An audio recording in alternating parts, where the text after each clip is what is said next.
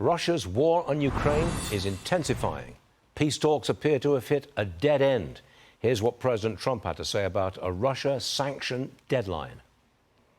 Yeah, it's in my brain, the deadline. When I see the moment where it's not going to stop, and I'm sure you're going to do the same thing, will be very, very, very tough. And it could be on both countries, to be honest. You know, it takes two to tango. But we're going to be very tough. Whether it's Russia or anybody else, we're going to be very tough. That's a bloodbath that's going on over there. State Department spokesperson Tammy Bruce joins us this Friday morning. Tammy, I think there's a limit to how long Mr. Trump can just stand by. At what point does he jump in and do something, or is he just going to walk away from this? Well, you know, as you heard there, he has made it clear that sanctions are part of his tool chest.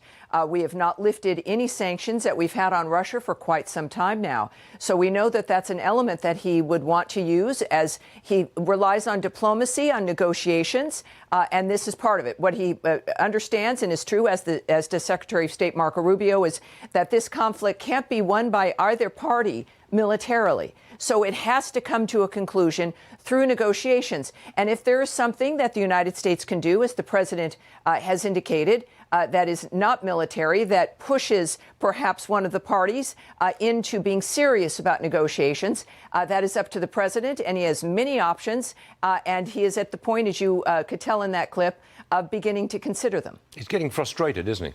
With both sides, I think. Well, I mean, he knows, and he has said publicly, he's clearly the most transparent president we've had, and he's posted on Truth, but has said publicly in his many engagements with the press that he believes that this can end through negotiations, that this can't continue. There is no reason for it to continue. It is carnage. It's a bloodbath there. Nothing is being gained for either side.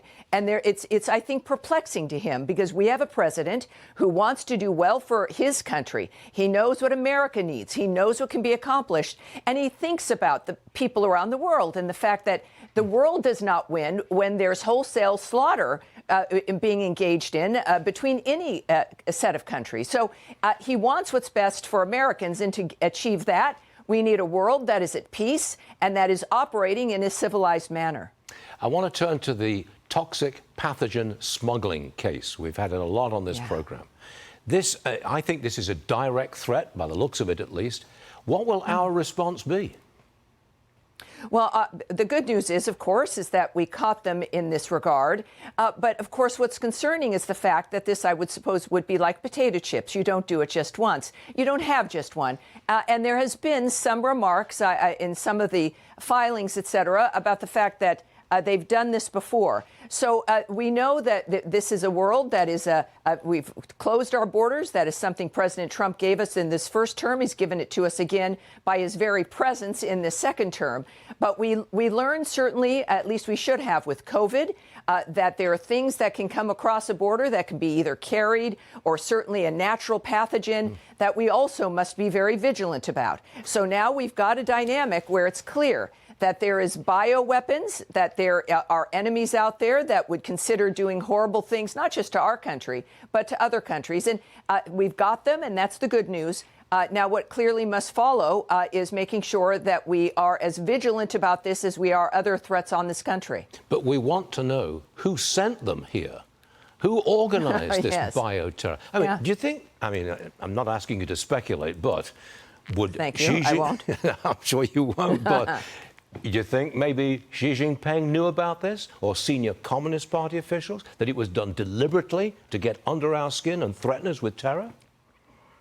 Well, the Chinese Communist Party, of course, is the problem, not just for us in the world, but for the Chinese people. We know President Trump, of course, is talking to China, willing to talk to China and everyone. We also know that China has been key when it comes to the issue of fentanyl coming into this country, a monumental threat to every single American. We know that the Chinese Communist Party does not mean anyone well, let alone us or certainly at first their own people. So I think that the good news is, with a president like President Trump, a Secretary of State like Marco Rubio. These men are clear-eyed about the threats that this nation faces and is not scared to bring it to those who may be threatening us. And we see that, I think, operating right now. There's open discussions about this. But I think that our DHS, our Department of Homeland Security, and everyone involved in the security of the country are asking the same questions you are and determined to get answers. You know, you and I used to do an interview virtually every week, usually on a Friday. It went on for several years. Yes. Then you left us, Yes. and you're now at the State Department. Oh. No, wait. Are you enjoying yourself? It's like drinking from a fire hose. You know what I love, Stuart, is I love working for the American people, but I love working for President Trump and still here on Fox and Fox Business and with you. But I'm seeing all kinds of things that you can't imagine. But it is an honor to be here, and I enjoy doing it, but I also enjoy seeing you, to say the least. Well, you've got to come back and tell us about all these things which I can't imagine, OK? That would be very intriguing to me. Well, someday. Yes, sir. I hope. Tammy Bruce, you're all right. Thanks for joining us. See you again soon. Thank you. Thanks, too. Great.